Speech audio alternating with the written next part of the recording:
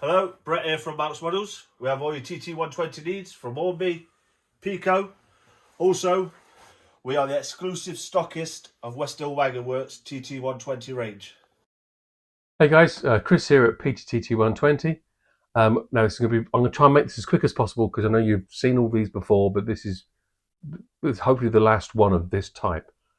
Power banks. Now, got a little bit bored with trying to work out how we were going to get a power bank that would fit everything, and so I ended up cutting a DCC Concepts AE model up and shoehorning it all back together again, just using two capacitors but on leads to make them fit pretty much everything. And then I thought, well, okay, this works. Let's have a chat with DCC Concepts and see if we can do anything about it. So phoned up DCC Concepts, had a fantastic meeting with the guys down there. And they said, this is very interesting, Chris. What we'll do is we'll have a look at it. We'll talk to our tech guy. And they've made one. So we now have a off the shelf, and here are you can buy it as a single or you can buy it as a 3-pack, which is much more economical. Now this fits the Class 50 very easily. Okay, it also fits the DB, not the DB, the Class 08. Right, it also fits the Coronation class. It fits the A4 the A3 and A4s with the corridor tender, because that's a wider tender with the water box higher and shorter, which means it fits in with that. Okay, which is pretty much everything we wanted. Now the original one, this one here with its long lead, this fits the class 43, the HSTs. So I didn't bother with trying to make it fit that, because there's already one on the market that fits the class 43. Plus, of course, the Hornby version already fits the class 43. The only thing that's a little bit of a muck about, and that is the Flying Scotsman, Blink Bonnie, and the A4s and A3s that have the normal tender, because it's so compact. Because it had a bigger water tank, so that's been modelled. Now, it will fit those, but you have to nibble a bit of metal away from the weight to get them to fit. So that one, I'm going to be showing you how to fit all of them in this video. Each one of those LOCO'S is going to show you how to fit this. There is an alternative for the A1, A4 with the normal tender, and that is to use the one from a Train-O-matic, which you can get from Train-O-matic. But again, that one you do need to do some soldering for it. Now they do smaller capacitors that will fit without any chomping away. But that's possibly, is it another video for another day? Oh, how many of these videos can you guys absorb? I think I'm just going to stick with this one and say, right, everyone out there who's having Bluetooth connectivity issues with the Class 50, maybe concerned about the 08 having issues in the future when the 6-pin comes out. And with the Coronation classes, these fit perfectly. And as I said, they fit some of the A4s, straight A3s with the corridor coach, because it's a wider tender. Anyway, let's just get on with it. I'll see you at the end. Okay. New from West Hill Wagon Works, the workshop inspection pits, short and long. And don't forget to use PTT120 at checkout to claim your 5% on all online TT120 orders. And here it is, the peachy designed new stay alive from AE Models, part of DCC Concepts. So we'll pop the blister back open, get the tissue out of the way, and have a little look at this. It's super light, it's only a couple of grams. And as you can see, the whole concept of it is you've got 5 centimetres of plug-in lead and 5 centimetres of lead for the capacitors, so you can pretty much position it wherever you like. Gives you a lot more flexibility. Hopefully this will give you flexibility with the LOCO'S to come as well. Now, just for people who want this information, let's do a little width. So It's just over 7.5mm wide, 7.7. You could probably get it down if you needed to by removing the protection film, although I wouldn't recommend it. Length 12.8, thickness 3.5,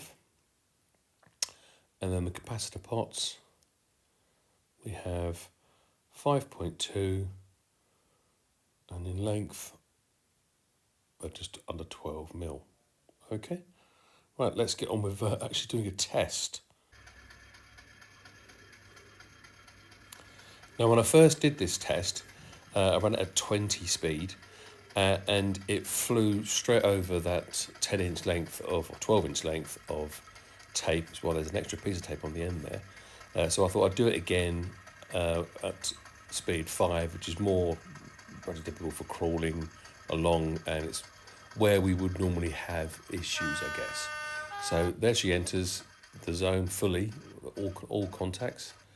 It stops at 3.64, but if you notice the Bluetooth in the top corner, we still keep that connectivity for 13.6, which is long enough for you to actually just push it back onto the track and you're all back on track again. Now, here's the Class 50. So let's have a go at actually installing this. Now, to speed up this film, I've taken the screws out. There's 4 screws. You have to move the bogies at an angle to get to them.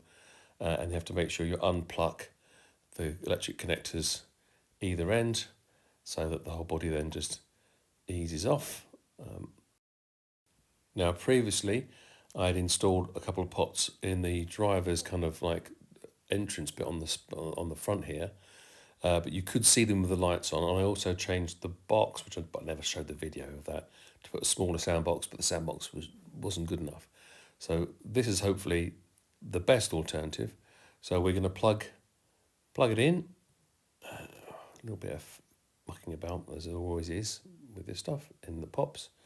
Now I'm going to use my favourite, which is black tack, but you could use blue tack. So I'm putting a little bit of black tack on top of the board there, and I'm just going to straighten up the connectors on the caps, and they're just going to sit side by side.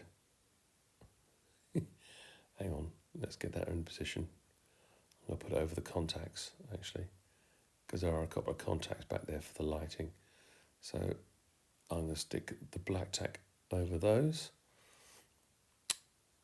And then those 2 bad boys just stick on there, like so. And then once you've got them in position, you're happy with those, we get another little bit of black tack. Pop it in the middle of the board there, and we're just going to stick, once you've tucked the wire out of the way. That's all. There's always going to be a fanny about moving bits of wire, but we push the board out onto there, and then we've got to do a little bit of tucking around with the cable. We'll speed that up a little bit, I guess, just because it's a bit dull just watching me tucking cables around. And there it is, done. Body on. Pop that in there like that. Make sure all nice and clips in place. As you can see, there's no gaps. All fits exactly where it's supposed to fit. Ta-da! On to the next one. Right, next, Coronation class.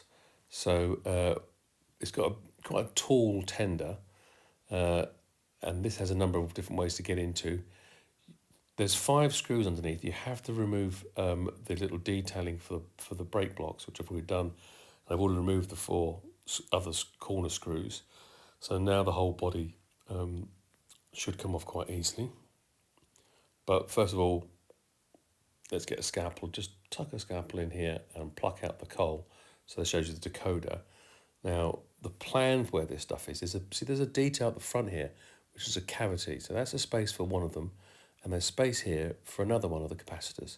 So this is the reason why, one of the reasons why we've got this split capacitor system. Okay. So again, we shall plug in, as simple as that. And then what we need to now do, again, you can use blue tack. I should be using black tack. And we just need to put a little bit of black tack into this void down here. You have to tuck away some of the cables to one side. Little bit of black tack or blue tack down the bottom. Shove a capacitor in there.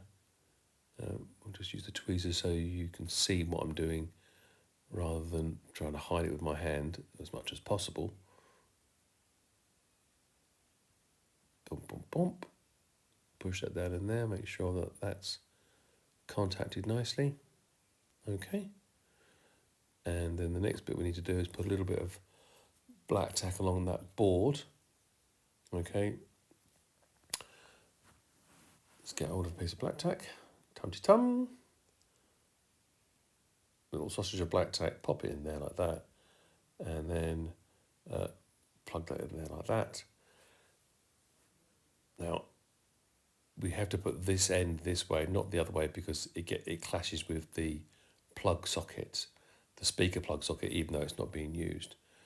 And then I find it best to get the tender back on before we do anything else, so that we can actually manoeuvre things about a little bit, and we get that sat on there nicely. There you go.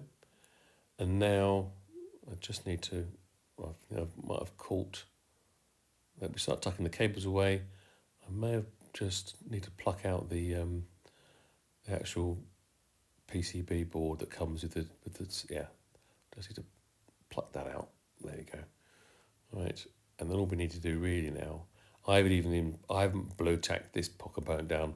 I'm just tucking all the cables out of the way, making sure that board's sitting in just at that nice little flat spot there. And then, yeah, one errant cable just needs to be pushed out of the way. Thank you. And then on goes the coal. It couldn't be simpler. Now you have a stay alive in a coronation. Ta-da! On to the Class 08. Now, I know we don't have the 6-pin yet, and so there are a couple of what ifs, but again, I've removed the screws that hold the body in place. This is all part of the instructions, so that's easy enough to get the body out of the way. Now we have got some nice size voids back here. There's a void at the back here that was designed to take the flywheel, so we're going to utilise that. But also there's a lot of space above this area where the 6-pin goes.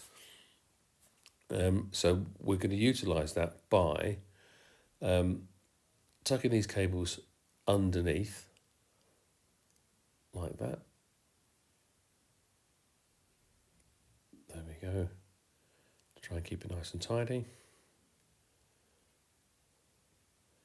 And then these fellas, they just push in, friction fit, into that space that was designed for the flywheel. Those cables sit in that tray. Now, admittedly, we don't know how big the 6-pin is going to be until it turns up. I don't think it's particularly big, but there is that whole tray that can be removed. So I'm not worrying about this. I know that there's enough space here. The plug-in cable's got enough space for wherever that decoder is going to be. You guys just need to see that this fits neatly. So we're just going to put a little bit of tape just to keep all the cables in place. And then we're going to pop the body on top. Boom, boom, boom. A little bit of jiggery pokery trying to get it into the holes. There you go. And ta-da! Fits the 08. Excellent. Now the Class 43. Now I've already mentioned with the Class 43 that you don't really need to fit this one because there's already two on the market, one from DCC Concepts and one from Hornby that actually fit this. Now the issue mainly is you've got a decoder, you've got space at the back and decoder at the front, and they're like 90mm apart. So you need the extra long cable from these two bigger stay alives to do that. And as there's, these two on the market, I didn't see any point in actually creating this new one to fit this. It seemed a bit silly. Now, I don't have a corridor coach loco that hasn't already been mucked about with. So here's one of the ones left over from a project. Now, this is actually quite an easy fit, and it's mainly because of the fact that water tank is higher and further back. Now, what we do need to do though is the actual PCB board or needs to live underneath here, and the easiest way of doing that is undo these screws, just a couple, and then it makes it easy to tuck it in. Okay, so what we're going to do is plug in the lead for the power bank, and then we'll fit in our 18. Well, first of all, we're going to fit this board in. All right. Put it that way with the capacitors to the back. So that just tucks in there. All right, nice and neatly. Now you have to make sure you screw these down properly, otherwise you won't get the connectivity between the board and the speaker, which is underneath there at the back. So you need to screw this back down again. Let's speed this bit up. So tum to tum, screw all those pieces in place, tuck your wires in the right area, and then on goes the next 18. That clips on like that. We've got obviously some wires to tuck away underneath. So, yep, pop those underneath those there. It's a little bit awkward, but you get there in the end. And then just a little bit of black tack between the cans, because we don't want to add any height to them at this point. You'll notice that I've bent the connectors back as well to help them keep in as tidy as possible. So, yep, a little bit of black tack in there. And tuck that one up like that. Let's just have a quick fiddle with the cables. Make sure everything's firmly in place, and pop the body on.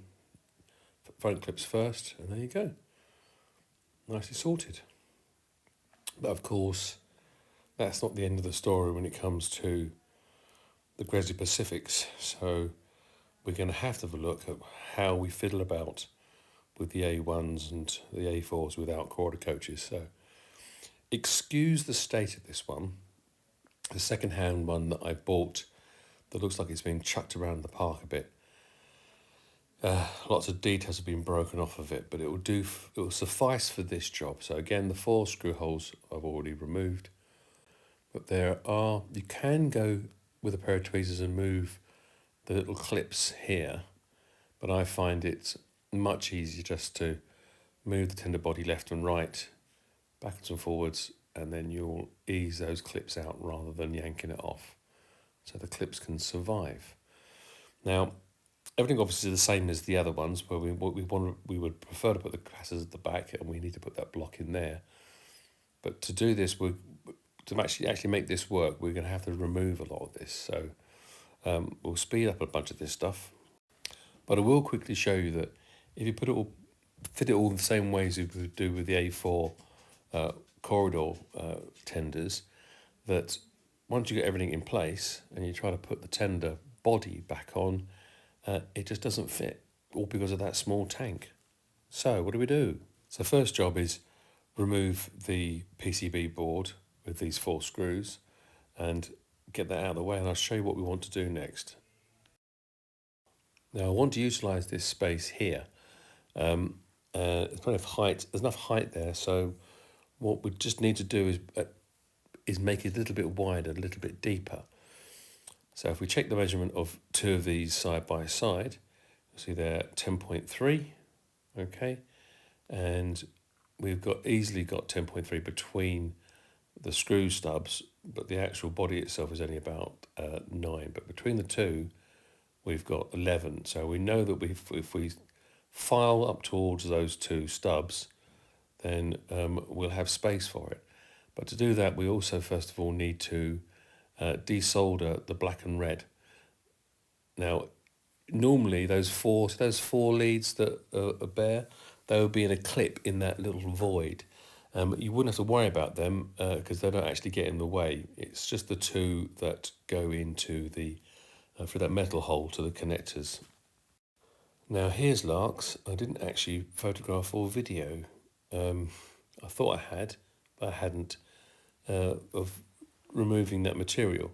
But as you can see that those two pots fit on the end, you need to basically file enough out of there to have those two pots sitting like this. They have to be at least this far in because there's a little firewall inside the tender, which I'll show you in a minute. And as you can see, we need to then, in this instance, we tuck the actual PCB board on the back rather than underneath. Now, inside this tender, because where those are, we need to just nibble away with a scalpel part of this firewall detail so that we don't clash with those. It's only about 1 millimetre shaving, but so you can see the state of this tender. We'll push these two clips in at the front, bomb, bomb.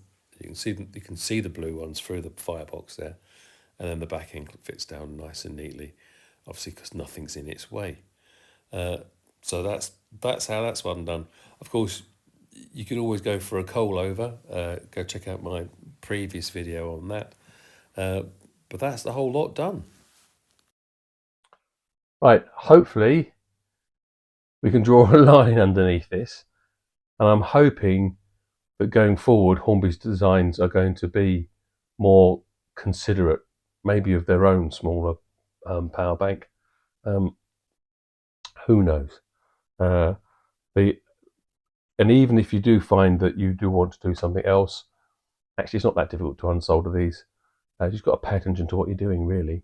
That's it. All that's left to say is please don't forget to like and subscribe, and ring the little bell, and we'll say cheery bye. Cheery bye. And that is all there is to tell. I'll be on my way now, sir. I've got urgent business in the south. I have to meet a man at Marlborough Junction.